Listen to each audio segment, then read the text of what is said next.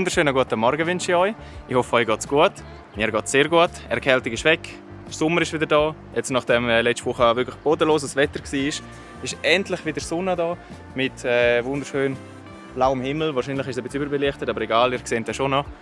Und ja, ich gehe heute wandern, fischen und zelten. Alles in einem.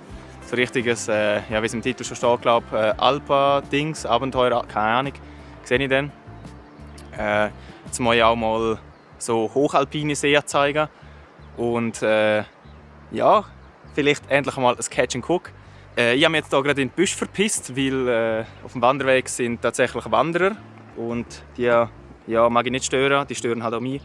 Ja, deswegen bin ich da ein bisschen in die Vegetation. Ich höre die Wanderer. Ich muss schauen, wie ich es dort beim See machen mit Filmen, weil es wird sicher einen Haufen Leute haben. Also am Abend werde ich sicher gut filmen können und am Morgen.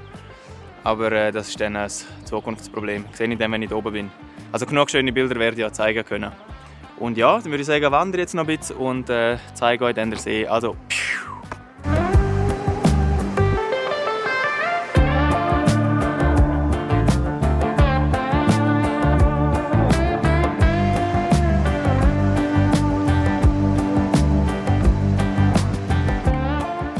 so langsam lichtet sich der Wald dort oben. Ist also gut möglich, dass wir jetzt bald dort sind. Ich bin vor Jahren einmal da. Ich habe keine Ahnung mehr, wie es... Ah nein, wir sind noch nicht da. Ich bin vor Jahren einmal da. Und da bin ich einen anderen Weg rauf. Wir sind angekommen. Aber es hat recht viele Leute da. Also, ich glaube,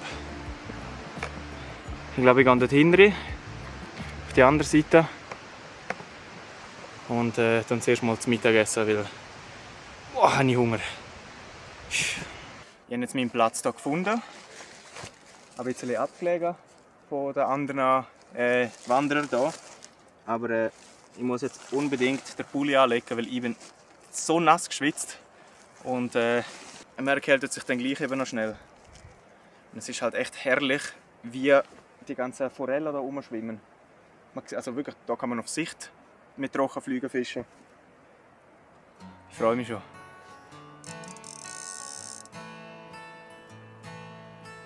Nein, ich kann das Ringli auslassen.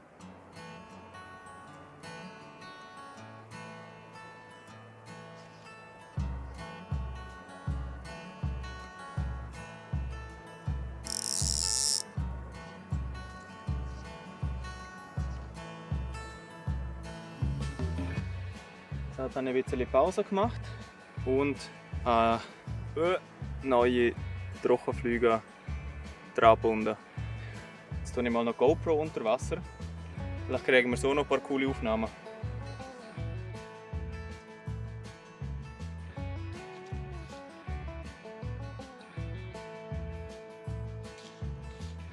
Oh. Im letzten Moment noch umentschieden. Wow, das ist ein grosser He. Dort steht der Forelle und von dort kommt der Wind. Oh Mann. Wichtig, immer genug trinken.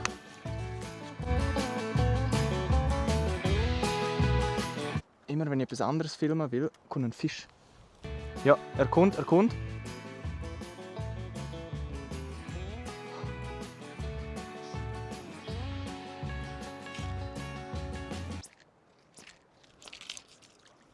Nein, ich habe die Flüge abgerupft. Oh mein Gott. Ja, die Flüge habe ich leider nicht mehr gefunden. Das wäre so eine gute Flüge gewesen. Ja, mein Vorfach ist jetzt auch nicht mehr so lang. Aber viel länger bleibe ich jetzt nicht mehr an dem See. Vielleicht noch eine halbe Stunde, 3/4.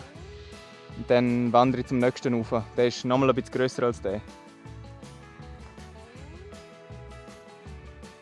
Okay, eine grosse bewegt sich auf mich zu.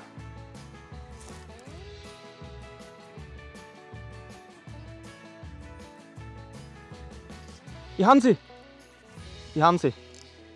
Oh mein Gott. Ja, krass. So, jetzt schön vor GoPro bringen. Oh. Gut. Die könnte sogar Maß haben. Endlich einmal. Nein. 22,5 hat sie.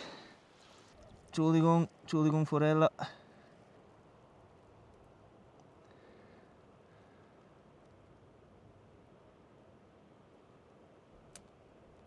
Sehr schön. Aber schade, dass sie gleich zu klein war. Hat auf den ersten Blick genug gross ausgesehen. Jetzt noch ein bisschen grösser. Und dann hätten wir uns jetzt Nacht. Ah, da draussen ist ein grosser. Oh ja, und wie? Hey.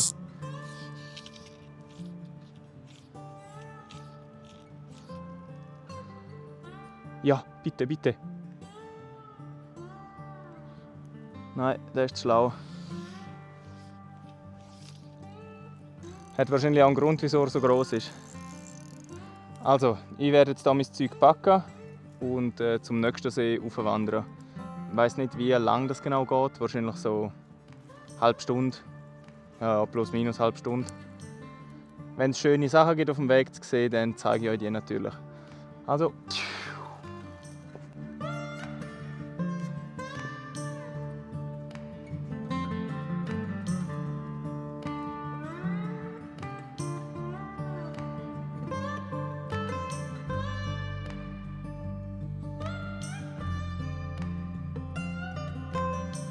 Jetzt habe ich nochmal ein malerisches See entdeckt. Mitten im Wald. Unglaublich. Ist das nicht traumhaft? Bei diesem See wüsste ich jetzt nicht einmal, ob es Fische rein tun.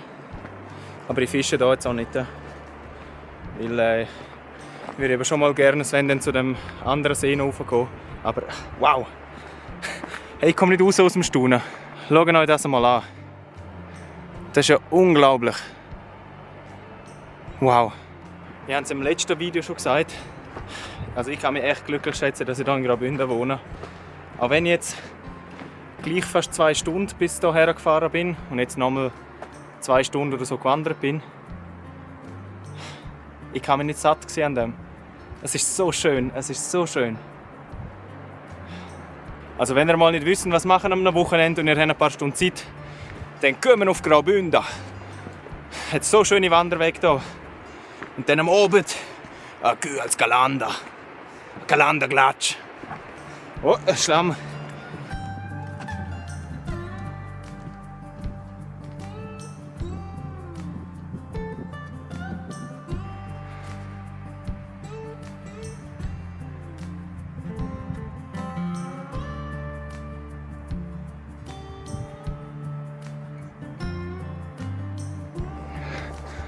Ich finde es traumhaft, wenn man immer wieder an so Stellen kommt wie hier, wo einfach offen ist. Oh, wo man so schön in die Weite sehen kann. Ein Träumchen. Also weit ist es nicht mehr. Ich bin glaube ich in 5 Minuten oder so dort. Dann wird es erst mal wieder getrunken. Einen Pulli angelegt, weil ich so geschwitzt habe. Und ja, dann tue ich oben noch ein bisschen fischen. Ich habe den See gespottet dort hinten. Oh, endlich. Ist jetzt gleich noch ein bisschen länger gegangen, als ich gedacht habe. Aber ja, ist gleich. Es ist erst 10 ab 5 oder Viertel ab 5 oder so. Also noch genug früh. Schaut euch das einmal an. Wow. Kristallklares Wasser. Wunderschön. Also, der See hat wie so eine Halbinsel, oder glaube sogar eine Insel. Ja, mal schauen, wo wir hier am besten anfangen zu fischen.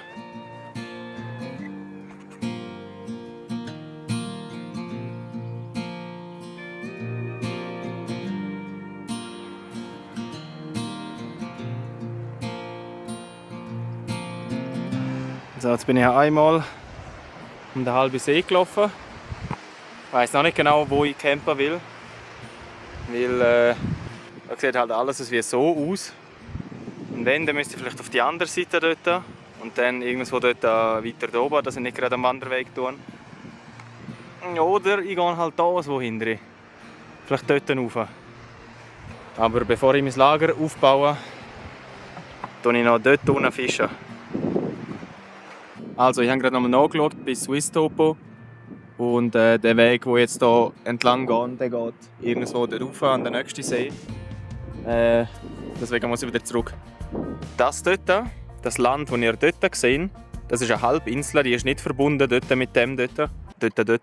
Ja, jetzt laufe ich halt alles nochmal zurück und dort her.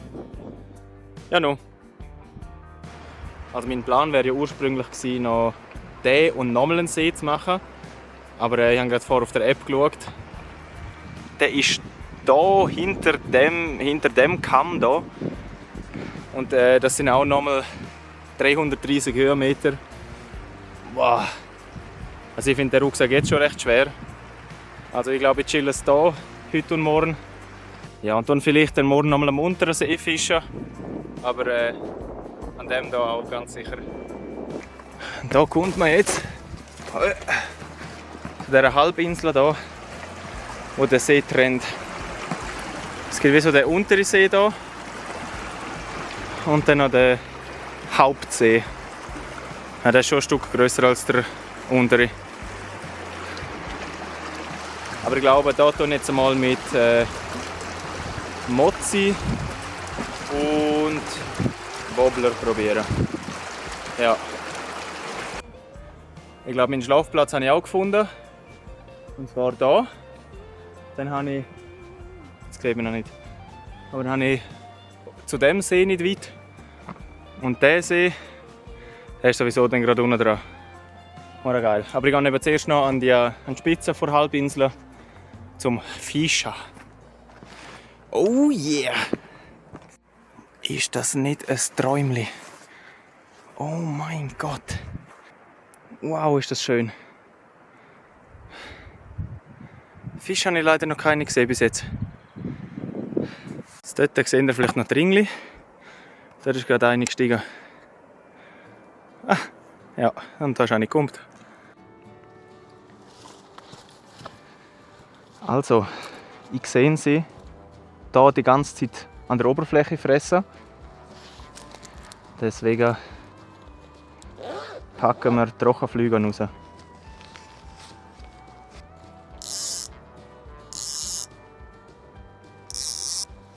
Ups.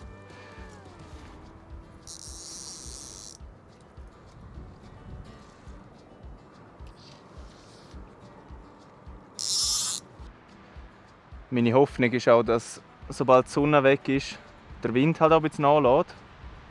Naja, so kann ich eigentlich vergessen. Planänderung. Fischen mit Mozzi.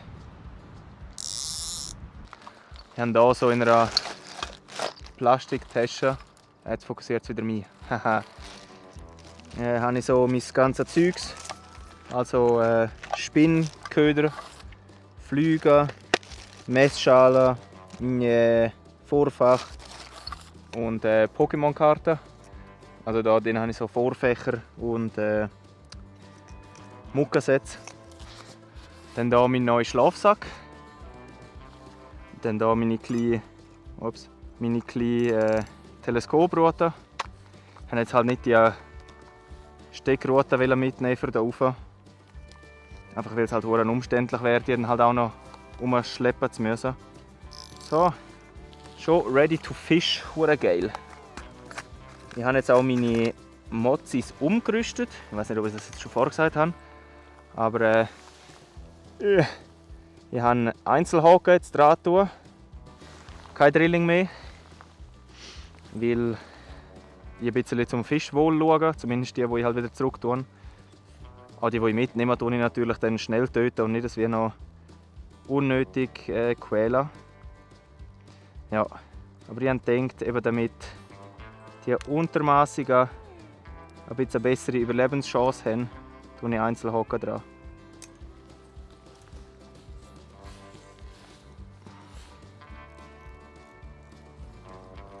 So. Erste Schmiss Spinnfischen heute.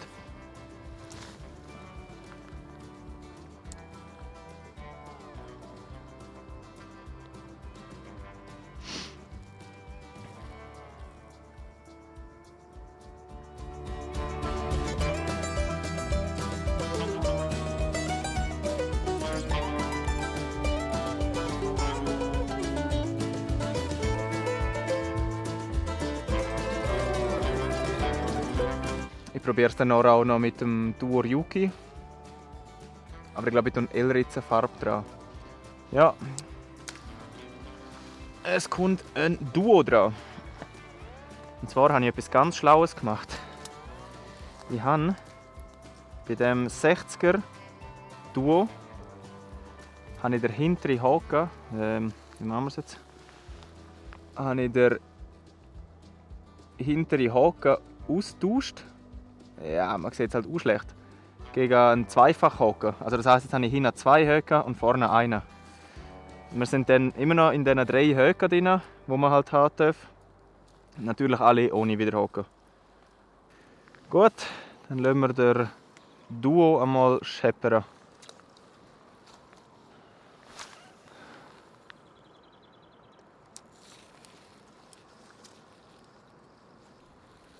Das sieht eigentlich schon realistisch aus, finde ich.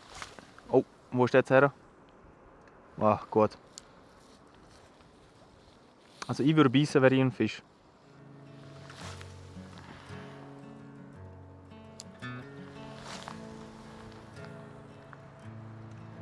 Schreibt mal in den Kommentaren, ob ihr gerne auch so Videos seht oder ob euch mehr nur Fische interessiert.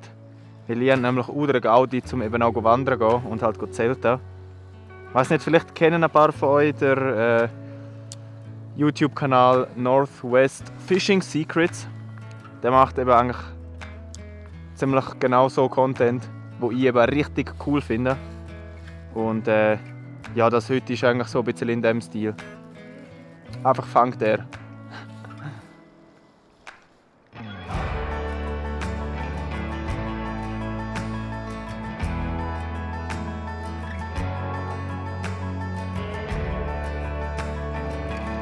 Gut, letzte Schmiss. Und dann essen, glaube ich, zur Nacht.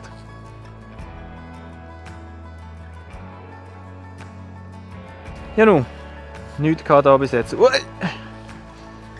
Aber wir haben ja noch Zeit. Und noch den Tag morgen. Also, ich werde hier kochen. Fisch habe ich jetzt halt keinen gefangen. Vielleicht fange ich noch einen und esse ihn morgen. Aber jetzt heute Abend ja, esse ich halt das, was ich habe.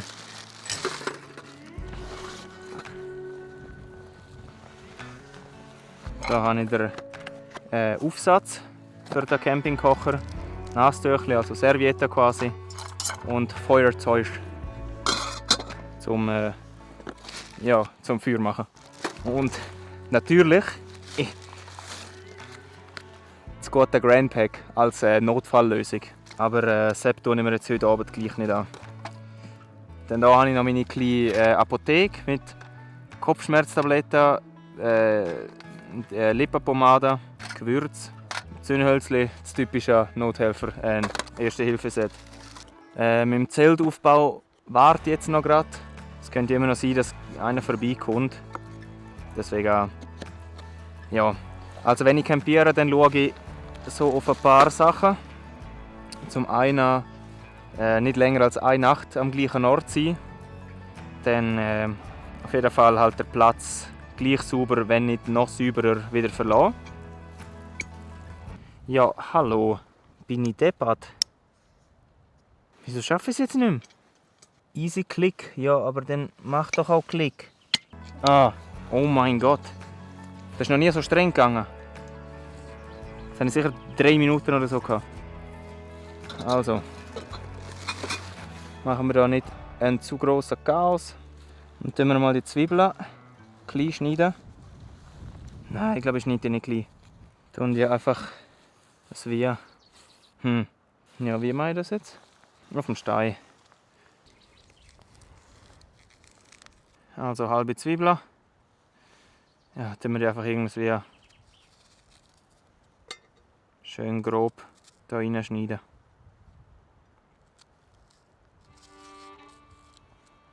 Ich werde morgen so nach Viertel aus dem Maul schmecken, weil ich habe nämlich keine Zahnpasta dabei und Kaugummi habe ich auch im Auto vergessen.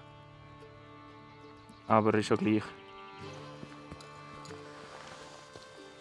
Also, dann entfachen wir die Flamme da unten einmal.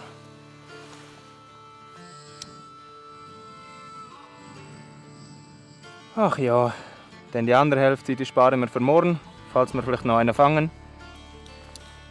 Ah, so schön da. Aber ich werde schon ein bisschen einen verspannten Nacken haben morgen. Weil ich merke jetzt schon ziemliches Zeug. Ich muss es mehr machen den Sommer, dann habe ich ein bisschen Training. Wasser habe ich auch nicht mehr so viel. Ich werde heute Abend alles trinken, was ich jetzt noch habe. Und morgen bei dem einen Bach, morgen gehe ich glaube sowieso über fischen, werde ich beim einen Bach Wasser auffüllen und abkochen, um dann morgen abfüllen. Dann haben wir ein bisschen Wasser drin zum Löschen.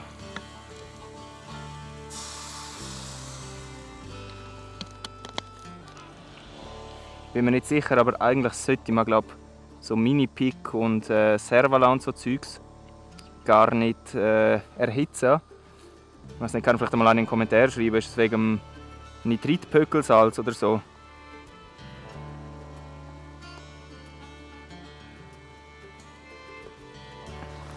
Was ein Gericht, das ich hier mache.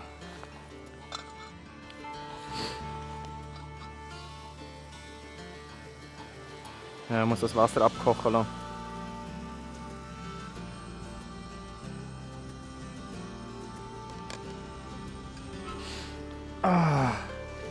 Ich glaube, ich werde heute Nacht schlafen wie ein Stein. Bin echt erschöpft. Ich brauche ein Stöckchen. Ui.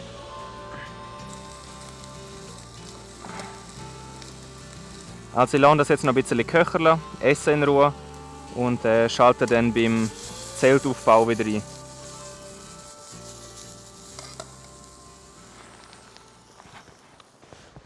Okay, ich habe jetzt fertig gegessen. Jetzt werde ich hier mein Zelt aufbauen und zeigen euch, wie einfach das ist. Und zwar ist das kein Wurfzelt, sondern eins, wo man mit den Wanderstöcken aufstellen muss.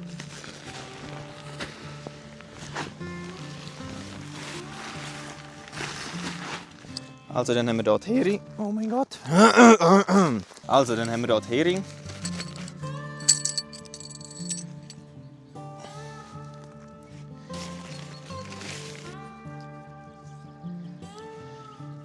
So.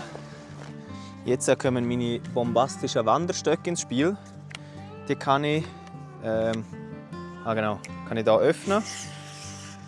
Und dann kann ich die noch mehr öffnen. Hey. Kann die eben auf die gewünschte Höhe ausfahren. Und ich brauche, meinte ich, 1,15.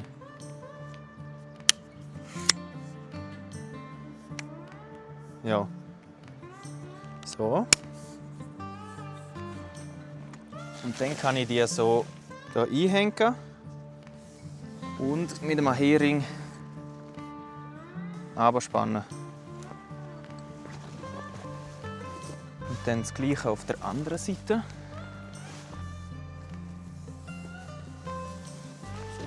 Dann kann man das hier so nach vorne spannen.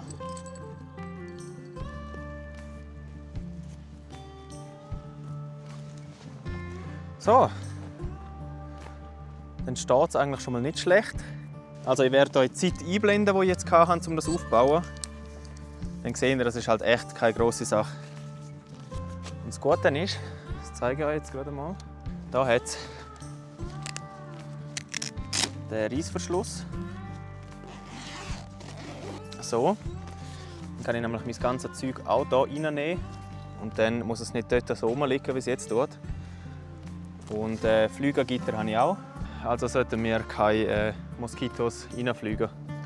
Also so viel zum Zeltaufbau. Ich tue jetzt mein ganzes Zeugs ins Zelt, außer Rute und Netz, weil ich will es nochmal am gleichen Spot probieren wie vorher. Weil jetzt ist nämlich windstill, kein Wind. Also probieren wir es noch ein letztes Mal heute. Ich würde sagen, ich fange gerade mit Flügerrouten an.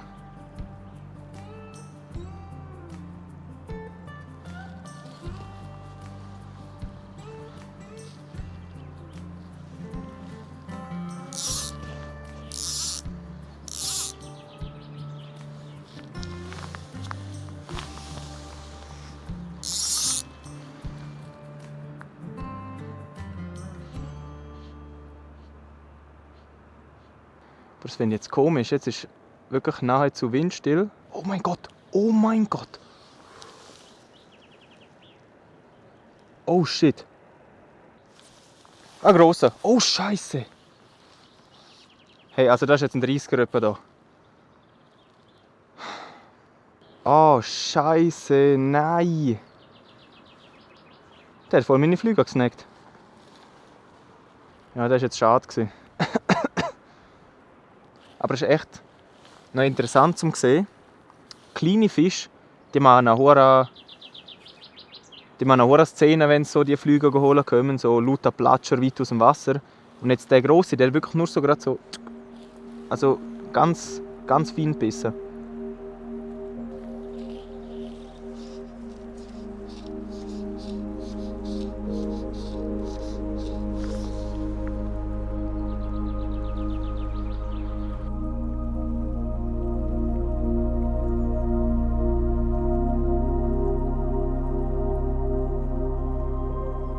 Also, nichts mit Fisch heute.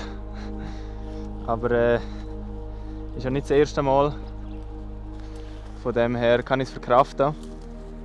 Ich zeige euch noch schnell mein Zelt, wie es aussieht drinnen. Und ja, dann gehe ich liegen. Und zwar habe ich hier unten mein Zeugs.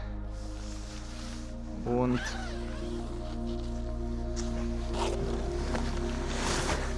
da habe ich so eine dünne, aufblasbare Schlafmatte. Und da so ein eben bis minus 5 Grad, aber am besten 0 Grad Schlafsack. Dort hinter mir sehen wir noch die letzten Sonnenstrahlen vom heutigen Tag. Und ja, dann wird es dann auch recht schnell dunkel. Deswegen habe ich jetzt alles schon vorher da gemacht mit dem Zelt und allem. Ja, dann kann ich auf Hause. Gute Nacht.